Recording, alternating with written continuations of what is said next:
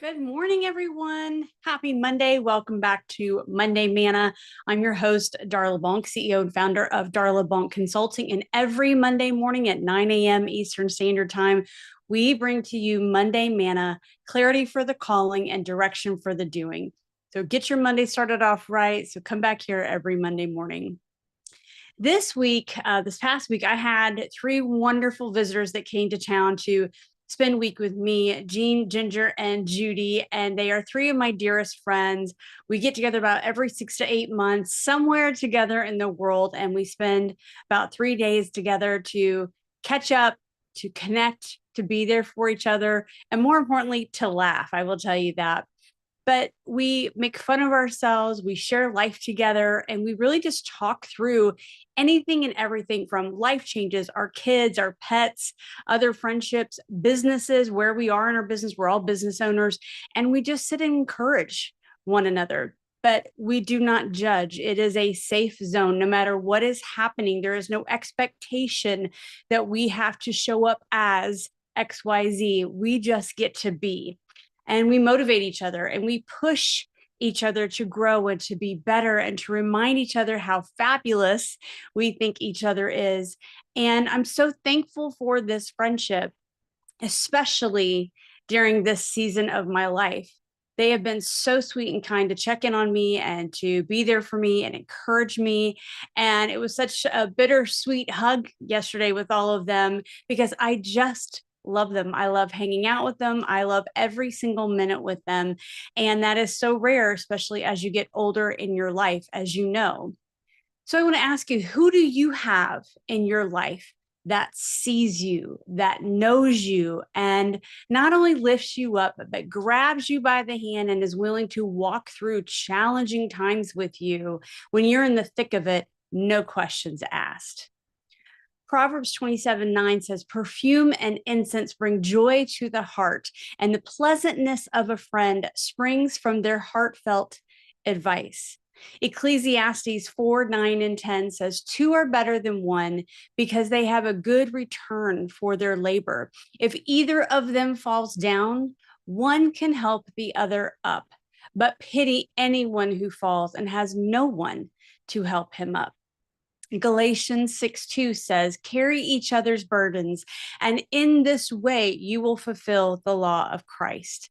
And Romans 12:5, so in Christ we, though many, form one body, and each member belongs to all of the others. It is too easy in this day and age, guys, to operate in a vacuum, even though we all have access to the world right at our fingertips. But as accessible as the world is, it's wild to think about how many people today feel isolated and lonely and that no one truly sees them. According to a recent Cigna study, 57% of Americans right now are feeling lonely, and 1 in 6, or 16%, are experiencing extreme loneliness. In the Cigna study, they did it of 7,500 people. 42% said that they come to work feeling already mentally somewhere else. 35% miss at least one day a month, and another 36% are already likely seeking a new job. Why? Well, the study really took key data from Vitality in America 2024, which was a report back last year that brings to the surface these two main highlights. Number one, that people in different generations are experiencing loneliness very differently. Younger generations, while more connected digitally, are reporting higher levels of loneliness. However, Gen Xers, that's me, and baby boomers are experiencing more severe mental health issues related to loneliness, including depression and anxiety. And then number two, caregivers are rarely alone, but are often lonely. Many parents of young generation and unpaid caregivers for adults or disabled individuals are feeling isolated, with 2/3 of them identifying as lonely. Caregivers younger than the age of 45 are facing higher levels of emotional burden and stress compared to older caregivers. Why is that? Well, You're in that sandwich generation. You still have young children or kids at home that you're caring for, and you're caring for an aging population and a parent, a grandparent, a loved one, an aunt and uncle. 72% of workers aged 18 to 34 have feeling of loneliness that are in these caregiving roles. So we're already feeling lonely as we've just entered the workforce. So what does any of this have to do with leadership? To me, I think it has everything to do with leadership. Companies that take measures to not dismiss this data, but actually implement measures to combat the loneliness among their workforces are creating a place where employees will feel less isolated, more connected, leading to increased employee vitality and better business outcomes. I've been watching a show on Apple TV, and one of these scenes talks about this executive director who is very down to business, and she lets the team come in and they time it. She has a timer for 5 minutes for the collective body of the room. There's about 8 of them in the room, and they get to tell what happened on their weekend, what they did, and then it's right back to business. 5 minutes for all 8 of them to share. And I think that although the old school approach of keeping your personal life personal and your business life business is the tradition, it is no longer the norm. We have been so integrated in our worlds that it is often next to impossible for especially Gen Zers to think that they're going into business mode and that's all they're going to think about. They're not going to think about anything else. And while that may not be the extreme measure that you're asking of your team, to think that the personal world is not going to impact their business world is a little naive. So there's 3 takeaways that I really want to give you. Number 1, I want you as the leader to support and model work-life harmony. It is not work-life balance. I do not subscribe to work-life balance because those things are never in balance. The scales are never like this. Most of the time, you might have a work like this and life like this, or you might have life up here and the work is what's bogging you down. It is not work-life balance. It is work-life harmony. So while 20% of lonely workers who feel their employer supports a work-life balance or harmony, they report high vitality. That proportion plummets to 2% when workers don't perceive that they have that support.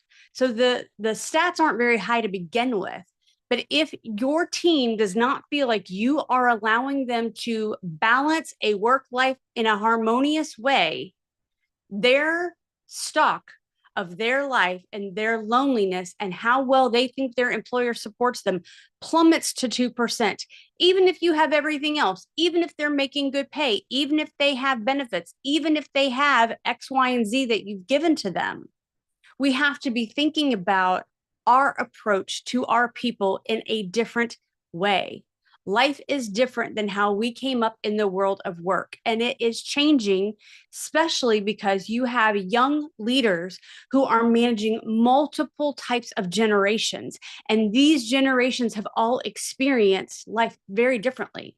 Think about millennials. They have only come up in the world through struggle. They started out coming through the age of the post 9/11 era. Then they went through the recession. Then they went through COVID. I mean, they have had major traumatic things that changed the shape of American history. So, of course, they're going to go through life thinking things differently and thinking about the world of life and people differently than Gen Xers and baby boomers. I want you to encourage your employees to take the time off and be respectful of their time. Why will you give them time and days if you're not going to let them use it, or if you're going to make them feel guilty about using those days? Number 2, foster a culture of inclusion. We say that, we talk about it, but in this study, they showed that people who are lonely overwhelmingly reported feeling a lack of belonging, even when they had other people in their lives. So to combat this, sponsor employee resource groups, organize team building activities, or virtual coffee breaks that will encourage employees to foster camaraderie and strengthen connections through social interaction. And number 3, build a genuine relationship with your team members. Empathetic leadership is crucial.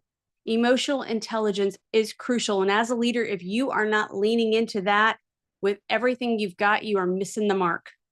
19% of workers who classify themselves as lonely but feel understood by their manager or leader report high vitality, compared to only 8% who feel misunderstood. Schedule regular check-in calls. They don't have to be long-winded. They don't have to be these long one-on-ones where you're bringing the KPI sheet and the scorecard. Share personal stories and experiences. What's happening? What's a win this week? And even facilitating your team's connections with colleagues across the company are going to be of utmost importance. So as you're going into 2026, leaders, if you're not talking about this with your strategy, with your strategic team, with your C-suite leaders, with your boards, you're missing the mark, because that is what people are needing. People are longing for authenticity. And what we really mean by authenticity, well, that's just me. True authenticity that challenges us to become our best selves and to help other people and to do life and work with other people in this world of work. It is inclusive of our family life, our spiritual life, our physical life, our emotional life. And we've got to find a way to be able to allow for all of that so that it does not disrupt the world of work and your business, but it can be interacted and integrated with the world of business. All right, guys, that is your Monday Manna for this week. Go be amazing. I'll see you right back here.